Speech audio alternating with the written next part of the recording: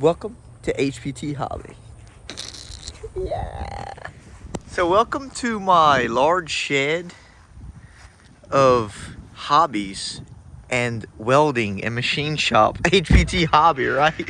One of the only shops you'll see, I guess, so far in the hobby world where we have RCs, our diecast collection, our model train happening, big buildings, 3D printing stuff, big old lake, river with trestle. Some more badass goodies up here, M2. Those are your guys that are collecting Hot Wheels. If you're not collecting M2s, you're totally missing out, missing the whole structure, and still caught in the Hot Wheel fantasy. M2s, man, look at that. Whew. Badass. Coming in here, big meal to the left, small meal to the center, a lathe here, and we got to power this baby up coming up soon. We have some more bits. We got more cutting tools. Look at that beauty. Could not pass this up, man. Online was not that expensive for these turning tools. I think they ran around 60 bucks for this box. Ooh, it's a beautiful, beautiful tool holder. So I can't wait to start using those things. Yep, there you go, guys. We got it going on. Big old air compressor, tools, and this is our big train layout in this big old room. A lot of people wouldn't expect this around the area I live, to have this in this back part of the shop. It's huge, it's fun to run, but it's still got a lot of work, but it's in a stage where I can just relax and chill with it. And being that I'm relaxing and chilling with it, not doing anything right now, I'm putting more focus to these RC construction equipment. Okay, I bought these.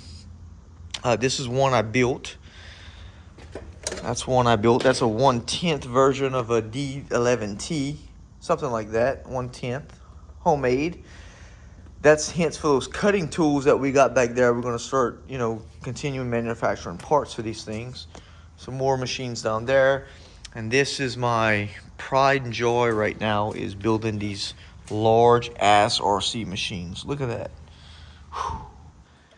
Beautiful. There's a little standstill on here because I'm developing the ass end of this thing, the rear end of it.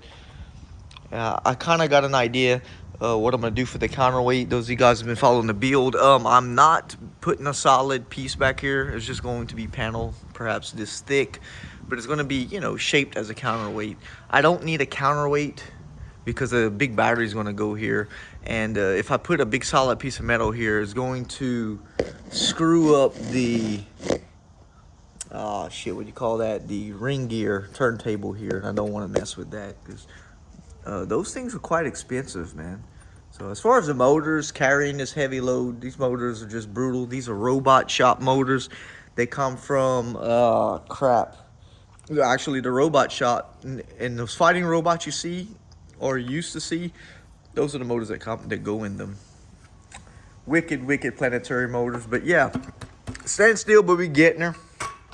And moving along to this, my welder in the back here. And I've been building for the past, I don't know, 4 days or something like that. Been building track plates. And we got one side completed, riveted in, minus the grousers. So I got to put some more grousers. I got to build those. I'm figuring out the master link here, so that's going to stay off a little bit. But look at those plates, man. How they came out really smooth. They're machined beautiful. The rivets that went through don't really bother me, but once I put some paint on that, you'll be fine. Big chain, big sprocket. And explaining a little bit about this dozer. This dozer here was initially built around, well, actually is built around some wheelchair motors, You can just imagine these wheelchair motors, how powerful they are, especially they're going to be in this situation here. So I still can pick this up by hand. By the time it's finished, it probably weigh about 200 pounds, this machine, I'm estimating. But the reason why it's so big is because it's built for these motors. These motors were expensive at the time. I did not buy them. And if I did have to buy them, it would probably tie me up around 600 bucks. So these were being junked. I repurposed them, and there you go. So if you're wondering why the machine's so big, that's the reason why. I had to incorporate these motors into this design here. So big ass machine. The only thing that's going to change,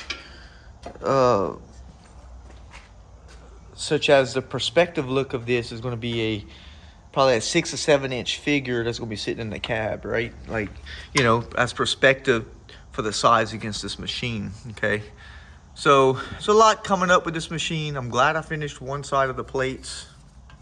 The other thing I want to do is cut this back because we're catching on those rivets. So I got to cut this back.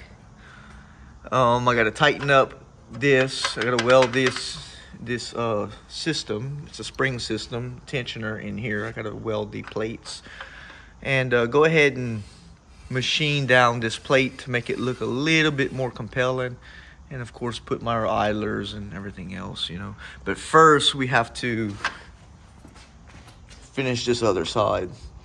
So there you have it, guys. H.P.T. hobby, building these RC machines right now is a blast, and it's lovely to do. So keep an eye on the videos coming up. Like and subscribe if you can. It helps the channel grow. And I'll catch you on the next one, guys. See you later.